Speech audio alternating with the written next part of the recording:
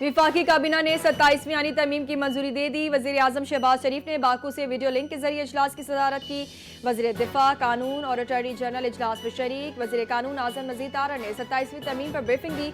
इजलास में peoples party की तजवीज़ का जायजा लिया गया। तरमीम में कमांडर ऑफ डिफेंस फोर्सेज का नया ओहदा मुतारिफ कराया जाएगा।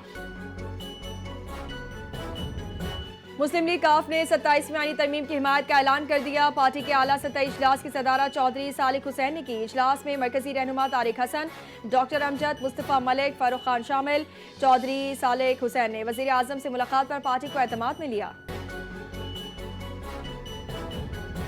पीपल्स पार्टी के 27वीं आईनी तरमीमी बिल पर तहफ़्फ़ुज़ात सामने आ गए। ज़राए के मुताबिक पीपल्स पार्टी ने आर्टिकल 160 की शेख 3A ख़त्म करने से इत्तेफाक नहीं किया। पीपल्स पार्टी का सूबों के माली शेयर्स में कमी की किसी शिक से इत्तेफाक न करने का फैसला। तालीम और आबादी को विफाक के मातहत करने की तजवीज़ पीपल्स पार्टी ने मुस्तरद कर दी। पीपल्स पार्टी ने चीफ इलेक्शन कमिश्नर की तैनाती से मुतालिक आर्टिकल 213 में तरमीम की भी मुखालिफत की। पीपल्स पार्टी ने सिर्फ आर्टिकल 243 में तरमीम और आईनी अदालतों के क़याम की हिमायत का ऐलान किया।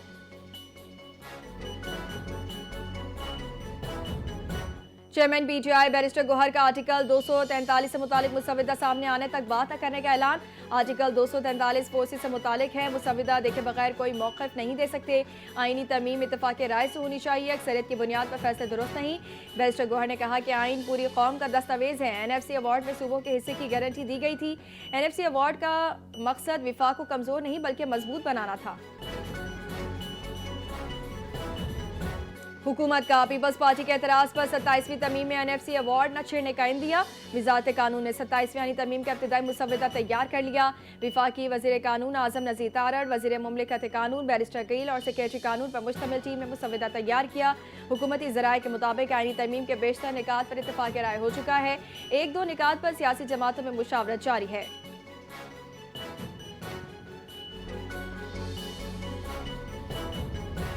पाक अफगान मुज़ाकरात में मुकम्मल डेडलॉक है। मुज़ाकरात के अगले दौर का अब कोई प्रोग्राम नहीं। हमारा खाली हाथ वापस आना इस बात की दलील है।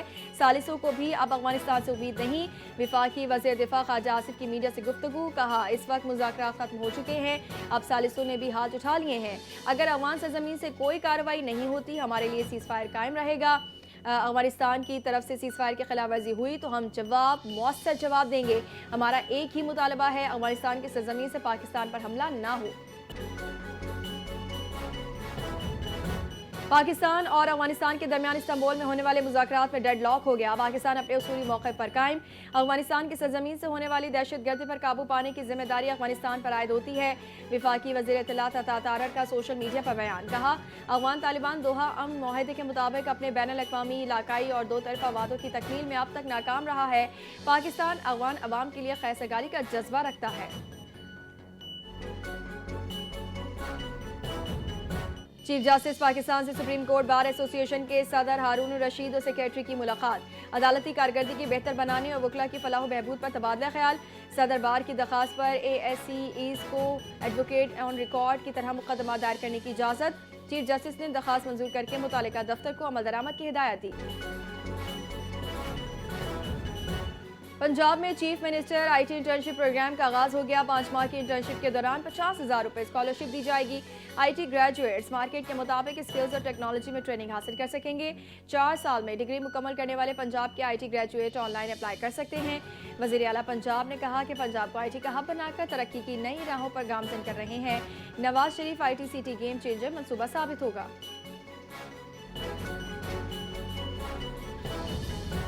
ख़वातीन को बाइख्तियार बनाना पायदार तरक्की की कुंजी है। खातून अव्वल आसिफा भुट्टो ने दोहा में ख़वातीन को बाइख्तियार बनाने से मुतालिक तकरीब से खिताब करते हुए कहा कि कौमी तरक्की का दारोमदार ख़वातीन और मर्दों की बराबर शिरकत पर है।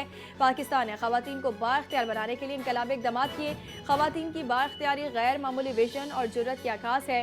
दुनिया में सिनफी मसवात और ख़वातीन की बाइख्तियारी की कोशिशों को सराहा गया।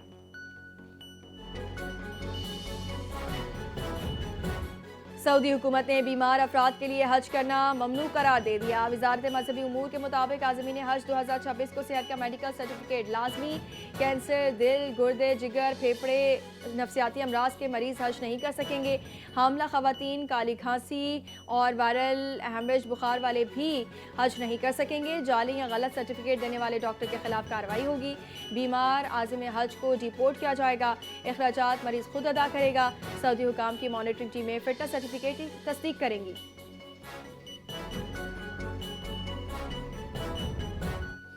सिंध हुकूमत नया सिंध वाटर लॉ तैयार कर रही है। वजीर आपाशी जाम खान शुरू से वर्ल्ड बैंक वफ्द की मुलाकात।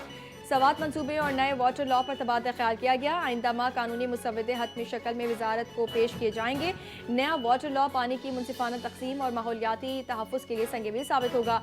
तमाम मंसूबे मुकर्ररा टाइमलाइंस और वर्क प्लान के मुताबिक मुकम्मल होंगे।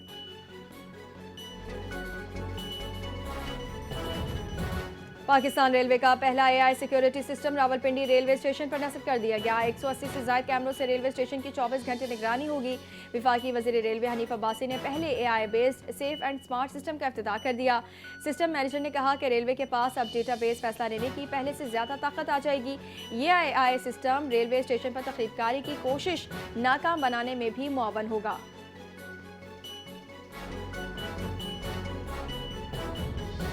घोटकी के रोंती कच्चा ऑपरेशन में 8 मतलूब डाकू मारे गए। DIG सखर फैसल अब्दुल्ला के मुताबिक हलाक डाकू सिंध और पंजाब के संगीन जराइम में इंतहाई मतलूब थे।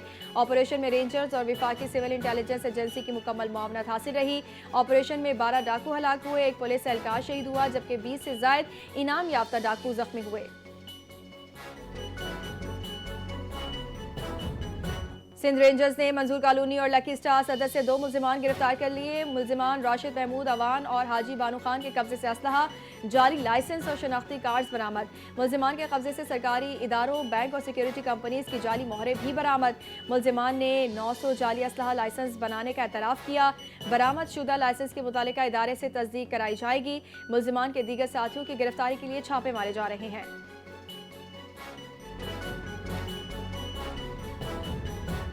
सिंध हाई कोर्ट ने शहर कायद में लाइन लॉसेस की बुनियाद पर लोड शेडिंग की दरखास्त मुस्तरद कर दी। अमीर जमात इस्लामी कराची मुनम जफर की दरखास्त नाकाबिल समाअत करार। दरखास्त में तवील लोड शेडिंग से शहरी जिंदगी मुतासिर होने का दावा। अदालत ने मामला नेपरा को भेजने की हिदायत कर दी। नेपरा 1 माह में शिकायत का फैसला करे और MIT2 में रिपोर्ट जमा करवाए। सिंध हाई कोर्ट का कहना है कि सुप्रीम कोर्ट के अहकामात के मुताबिक लोड शेडिंग से मुतालिक दरखास्त काबिल समाअत नहीं।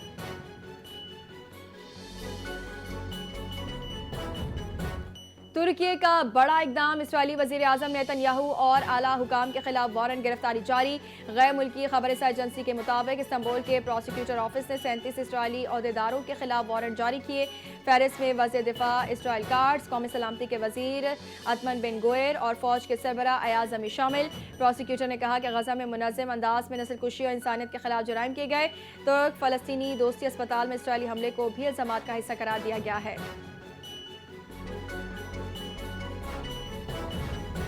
इसराइली आर्मी चीफ का गजा में तमाम सुरंगें फौरी तबाह करने का हुक्म। सुरंगों में खुफिया सरगर्मियां जारी हैं। लेफ्टिनेंट जनरल अयाज अमीर का दावा। सियोनी फौज की जंगबंदी माहदे की खिलाफ वर्जियां जारी। शुजाइया में इसराइली ड्रोन हमला, बच्चा शदीद जख्मी।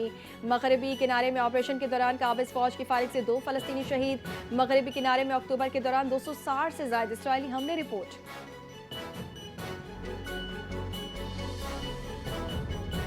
ICC इजलास में एशिया कप ट्रॉफी का मामला नहीं उठाया गया। BCCI ने भी इजलास में ट्रॉफी के हवाले से कोई बात नहीं की। इजलास के बाद बाज़ बोर्ड मेंबरान ने दोनों ममालिक से मामला हल करने पर जोर दिया। बोर्ड मेंबरान ने कहा कि अफ़हाम व तफ़हीम से मसला हल किया जाना चाहिए। ICC बोर्ड मीटिंग आज दुबई में हुई। चेयरमैन BCB मोहसिन नकवी ने शिरकत की। मोहसिन नकवी ने कहा कि एशिया कप ट्रॉफी का मामला बिल्कुल हल होना चाहिए।